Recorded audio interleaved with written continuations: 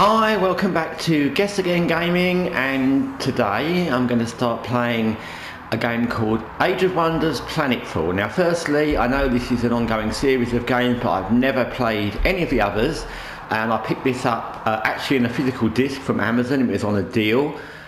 Usually I buy games from the PlayStation Store and download them, but I thought, well, why not? It sounded interesting. It's a turn-based game.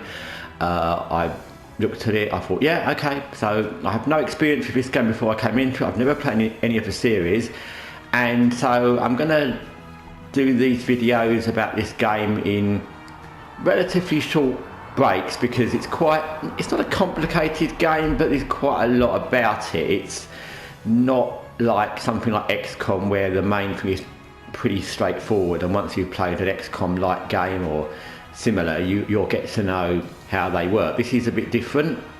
So firstly, and I'm going into all the things I noticed the first time I played it, and that, like I said, I've only played it once from the beginning, I think, and that was when I got the disc about 2-3 weeks ago. It's a really, I can't think of the right word, it's a strange game to start, and I'll show you what I mean by that. In this little line up here of things you can click on, which is the opening screen, there's nothing else before this other than just a loading. It doesn't tell you what these things are. So normally, obviously obvious, but there's 3 things here. My Galactic Empire, well, what is that? I don't know, I've never played this before. New Planet, what is that? I don't know, I never played this before. New Campaign, what is that? I don't know. And when you click on these things, that's my Galactic Empire, that doesn't really remember. I mean, I've been playing, so these are things I've already done, but those aren't there. So it's like, well, what is this about? What does that mean? My Galactic Empire, it doesn't really explain. The same with New Planet, and you get this, but it doesn't really explain what that is. I mean, okay, there's difficulty levels, I guess, and there's a different planet, and that one's recommended, so I guess that's the easiest one. But other than the size of the planet, it doesn't really explain much about why you'd be picking a place, and I find that unusual. Most games, either by this, it would have a little box that comes up and tells you here, like new campaign, this is to start the campaign of a new player, blah, blah, blah. Or B, when you click on the things, it would tell you, but it doesn't. So the only thing I could do in the first one, that's what I'm going to do now, is click new campaign, because the other two didn't make any sense to me. I had no idea whether I needed to start a new planet or a Galactic Empire, but so I clicked on this, which is what everyone's going to do because the other options aren't really possible. And you get a loading screen, which I won't show you, of kind of explaining the premise of the game. Now the next thing, which is also kind of similar to the first complaint I had, it's not a complaint, it's just an observation, let's just say. Because I always play games neutral. I never come into a game thinking I want to criticise it, or I want to praise it. I'll see how it is and pick out things that I like or don't like. Now, again, similar, this is a tutorial, which is obviously where we're going to start, so that's fine. But then it's got 3 other things. These are planet names, by the way. Leave 6 as a planet name, which is fine.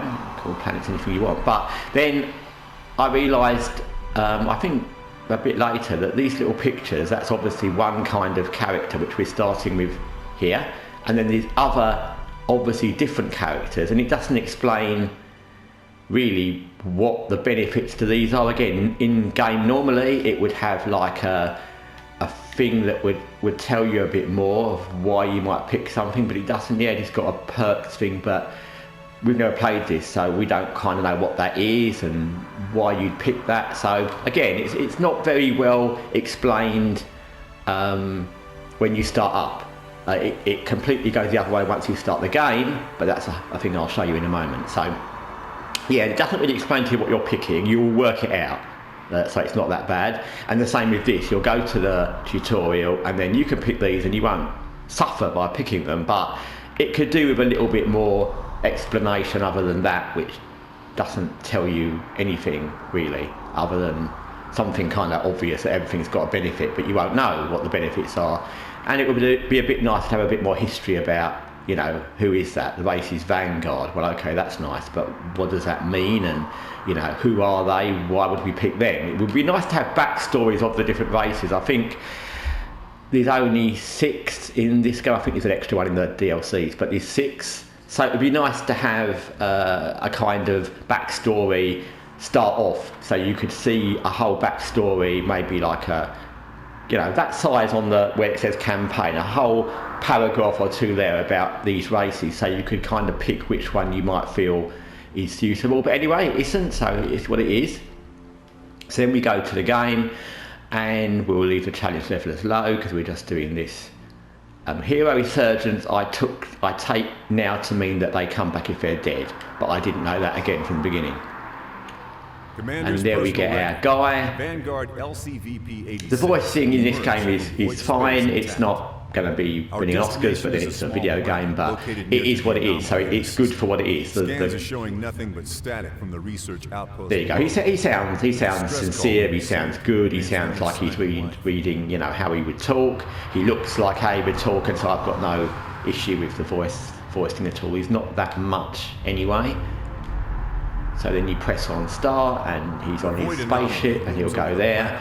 And it says ready for planetfall, so you can see on the left that's our mission.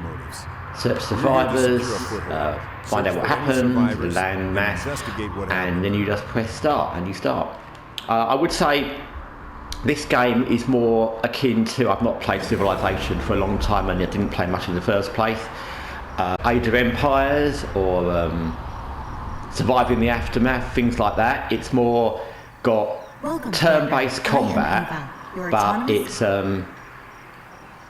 it's got more civilization building, I would say, than it's not like XCOM or those kind of Phoenix Point games where you drop in element space, drop in and there's combat straight away, and the main thing is the combat and the turn-based battles. It's more, as you can see from how the map looks, it's much more civilization-y. Age of Empires, I know Age of Empires isn't turn-based, but it's much more that. As you can see, I was clicking through dialogue boxes there, and the game is very unbalanced on how much it tells you before you start the missions, which is, I've just shown you, not great, I think, but how much it shows you during missions. It's almost over dialogue-y to show you every single system, which is great, because they don't know that most people who start this game have played other games, but there is an awful lot, and I played a lot of other games after clicking through a lot of them, so yeah. And again, you've got your city. Again, it's not XCOM-y in every sense. It's got, you know, small little characters, which is fine, a bit like the ones in Phoenix Point, but it's not. I always describe XCOM 2 as glitzy.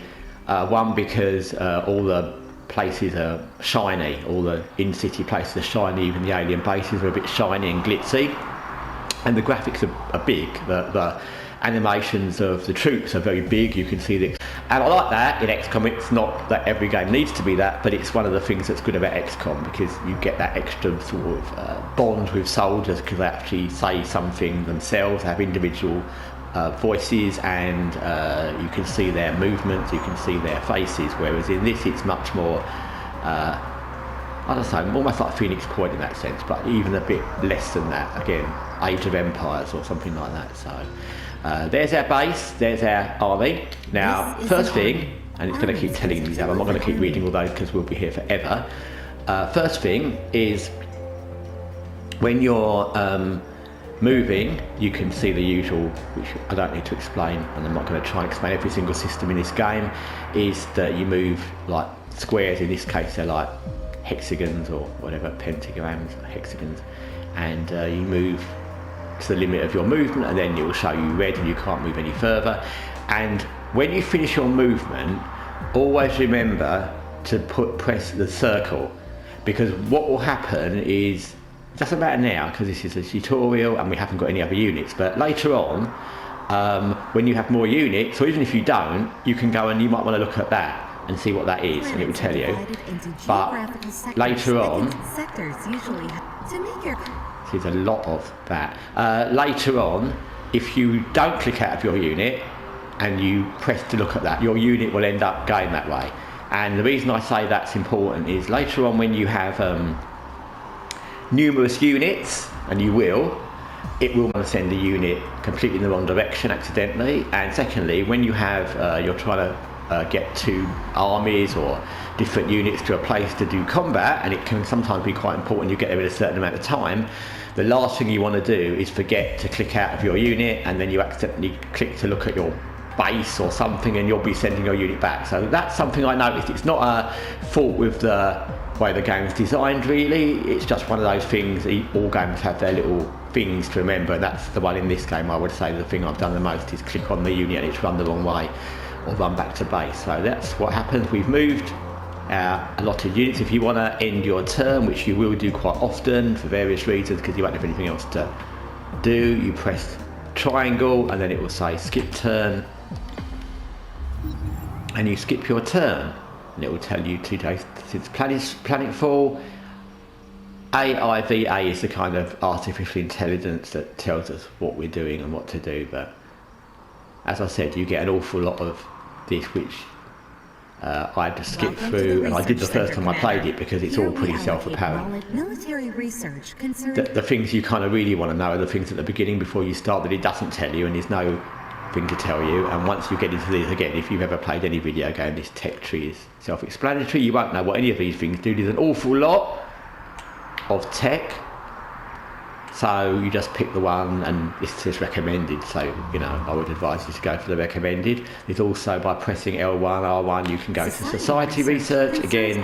Well, you know what society is again. There's a recommended, so just go for the recommended, and then it will take you back to that.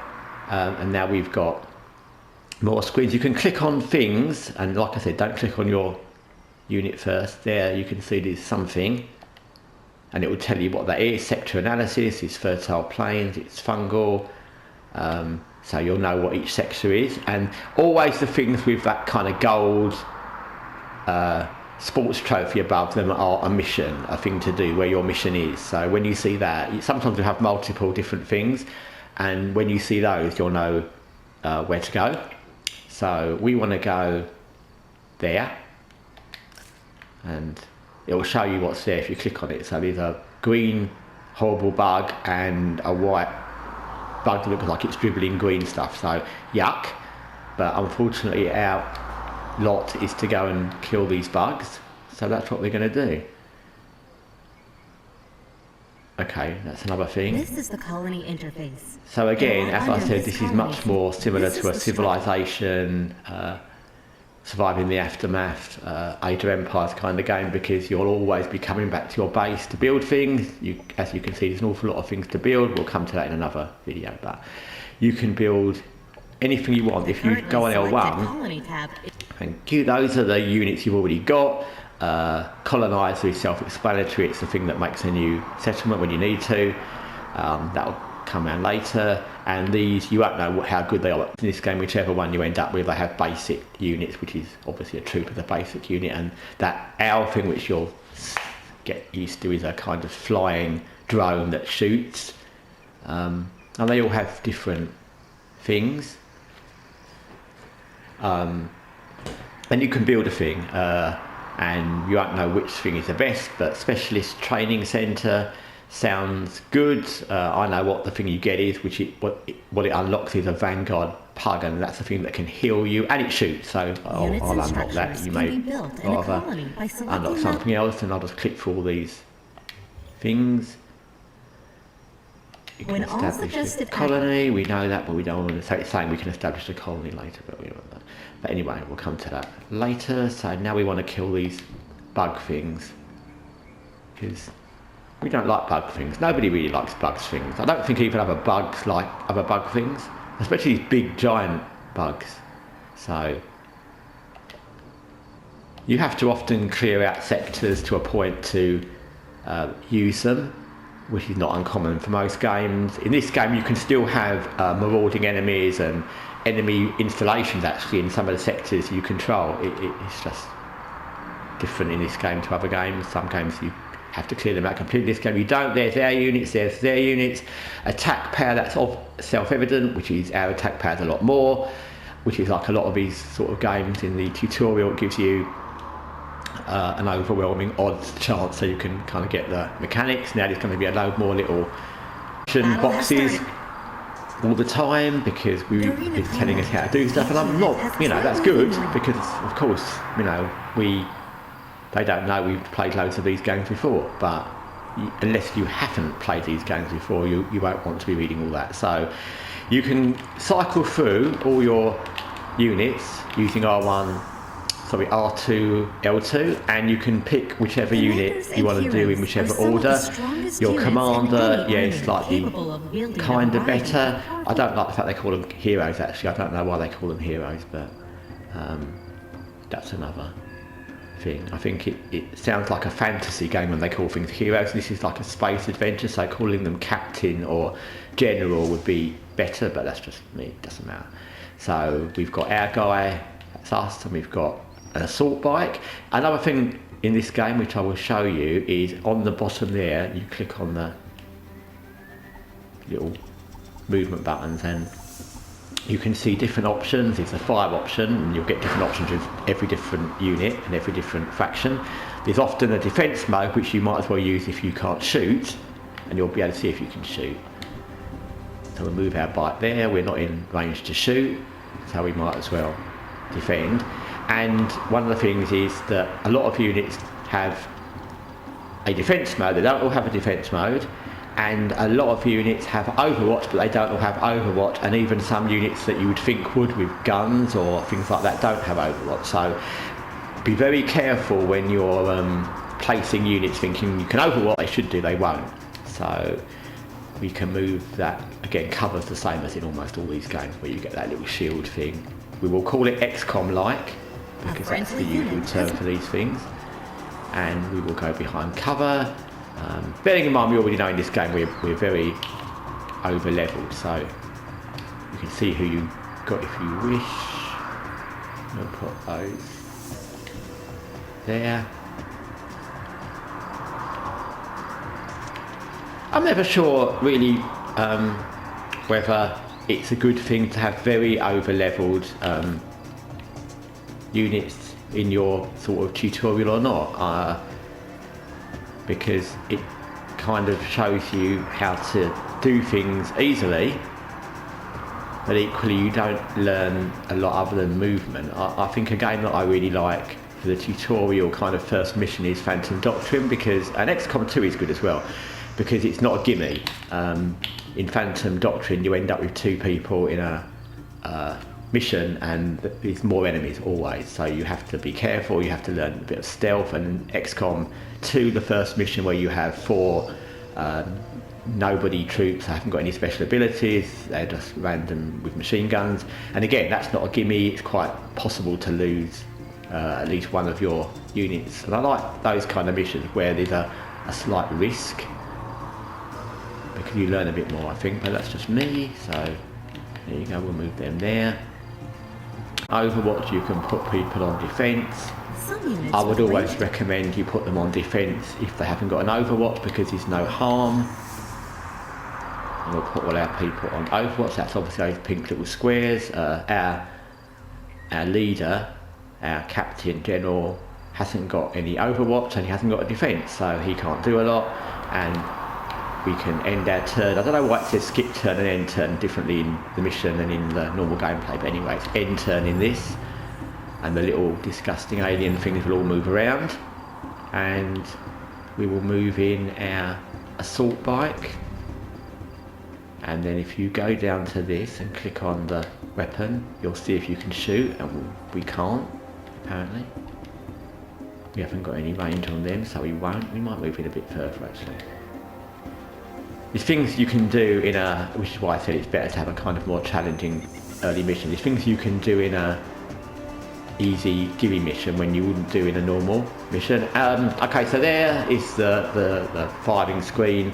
Again, similar to almost all games like this, XCOM is the obvious one, Phantom Doctrine has it, Phoenix Point has it, and it will show you the percentage of hit, and how much damage it will do. I would say this is a game where you don't want to be over relying on that. can look like you've not got much of a shot and you can have quite a good shot, and it can look like you've got a really good shot and you might not. It's not terrible, but it's not 100%. So it's not one of those games where you see you've got 95% and it'll always kill something, but it says you'll kill 5% is always a miss and you'll always miss. Also, I would say that it's definitely not a game where you can rely on Overwatch.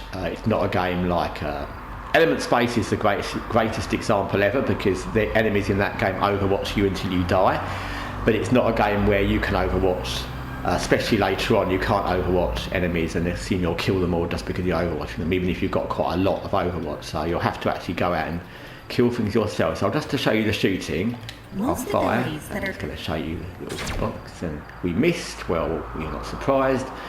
Our leader, we'll move to there, and he's got 17%, and now he can overwatch. We've got a grenade as well, we didn't want to do that. Now we've got overwatch, we will overwatch. One of the things about this game, which I'll probably touch on quite a few times, is again, it's a lot more like Age of Empires and Civilization than it is like XCOM, because there's no big cutscenes like there are, for example, in XCOM with the Bradford character and the Lily character, and where they're all talking and that kind of dialogue. And in Phoenix Point, although there's not that kind of cutscene, there's loads of different dialogue between different people. In this game, it's not really. I think it missed a little trick there, because again it feels a lot like Age of Empires and some of those things like Civilization, and I think that they missed a little trick. We can shoot that actually, we might as well shoot it. Missed a little trick because you get quite a few of these heroes, leaders, whatever you want to call them, generals, captains, and you don't ever really get to know anything about them. You can upgrade them all, which is lovely. And we'll just keep shooting. We'll just keep shooting these things. And we missed, but never mind.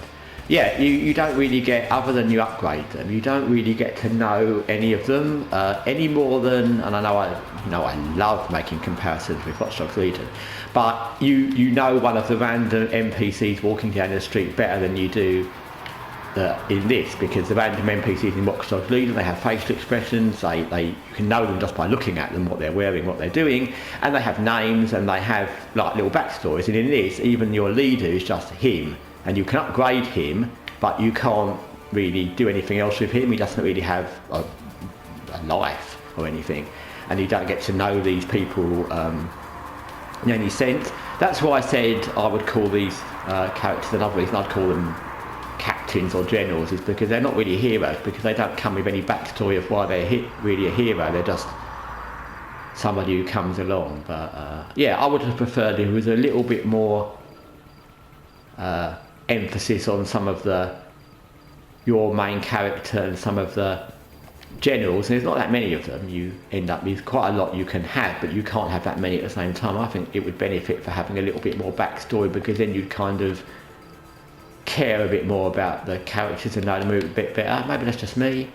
And all games are different. So I think we've done everybody there, so we'll end our turn. And there you can see Overwatch worked. A unit has been staggered. Yeah, lots of these things jump and then they jump on you, or you can get staggered, which means they knock you back basically. Lots of these bug things jump, there's other things that jump. Some of the things, dribble, spit, they do all the things you've seen in XCOM and Phoenix Point, which, from the sides or back, and again, flanking is always bad unless you're doing it, and then it's good. So we've got our shot from the bike, which we'll do.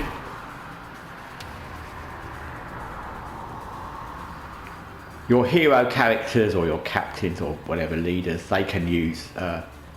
Some of them come when you find them. They'll have a bike or a helicopter or a ship, and other ones you can train them to use things like that. So they can be useful, different levels, and it depends on, again, all these things. It depends on your play style. Sometimes you'll find these things very useful, and other times you may not. So we'll shoot those. I would say the weapons do make quite a lot of difference when you upgrade. You'll find weapons, and that makes a lot of difference. You can find some pretty good stuff in this game actually. It's one of those games where you, having played Disciples of Liberation recently, and you find loads of stuff in that that's just really just basic stuff that you could just throw away. In this, when you do find things, it's usually weapons. You find other bits of gear and grenades, but you often find weapons, and they're usually very good. So it's the opposite to that actually. I think we'll do them on a Overwatch in case those bug things run forward. Some of our guys won't reach there, so we might as well Overwatch them. But again, it's that thing where you're going through the motions. Once you know what you're doing, and like I said, if you play these sort of games a lot, you'll know from the beginning. You know you can't lose, and it's a tutorial anyway. So even if you do lose units in this, it won't really make a lot of difference. Then, like lots of these games, you'll have some little movement you can still do, but you don't want to, so you have to end your turn yourself. And beetle spit, which sounds disgusting, and we will shoot those beetles. We might miss them, but whatever. Yeah, we missed them. Yeah. Okay, let's move our guy to here, and we'll shoot. As 95% is good. We killed the beetles. Made a nasty green splat, and there you go. We attacked them all to guard. We killed the beetle things. We didn't lose any units. Annex another section. I'll just show you what that is. And so what that is, you can expand you get loads of rewards and things. So what that is these different sectors around each colony. That's our colony, obviously, and there's all these sectors around it, and you can annex a sector. And what that means is you get, remember to click with your 0 to click out of your character, out of your unit, you get the sector you can annex, and it will tell you what's there. So these fertile plains, fungal, and like with most games, plus 10 in food. And as with almost every game, it's got this kind of option. Always try to do building programs or whatever you do in that sector, tailor it to what's there. So for example, this has got food and research, so do food and research there. If it had industrial or it had power output, then you do those. So often the sector will kind of have a certain thing you can do. You won't usually be limited to one sector. Sometimes, this is just because it's a tutorial, sometimes you can annex any section around the whole area, but because this is a tutorial, we're going to annex that one sector. There's some vanguard military signal in a nearby sector, you know from the little trophy that's where we're going to want to go. And you see we've got quite a few little thing. When you annex a sector, and quite a few other things in this game, it won't activate till the next turn, so don't worry that nothing's happened. I'll show you what will happen. Turn. You have just annexed. And it's been annexed, and then we can The sector and we can decide, like tab this is what I said to you lists before, you've got all the options of things you can explore, and like I said, these other things, but because this sector showed us it had food, production, bonus and research, it's best to do one of those too. I've not played this game for so long that I know which balance to get, so it will show you there as well, because there's a basis of food and research there. They're both level 3 and the other things are level 1. I will go for food because I think food is a better thing to concentrate on, at least to have some food coming in. And there's probably options. Some sectors have like there's plenty of abandoned structures from the kind of old world in this game where you can get bonuses for doing research in those sectors, or power bonuses. So there's plenty of things where you can get good research bonuses, but you might want to do research first. Anyway, so that's that. We've established a sector, and you can see we've got our next little mission, which is to go there.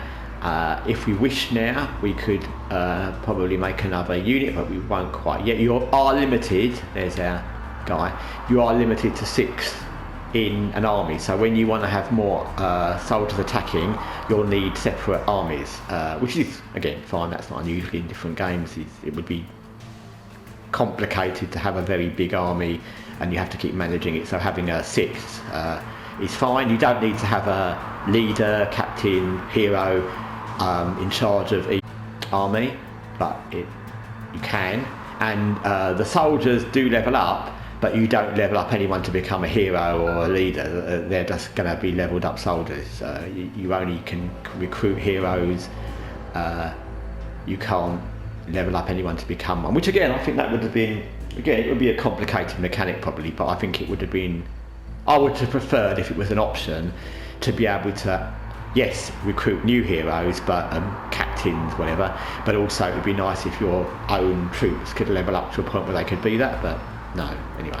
So, okay, there's some of Age of Wonders Planetfall. I'm going to leave this now because, like I said, this is quite a, not complicated game, but there's a lot of bits to it. And the next little bit of mission going there and finishing the tutorial is going to take a little bit more time, so I will come back to this game in the next video. In the meantime, thanks for watching and I hope you're having a wonderful day. Take care.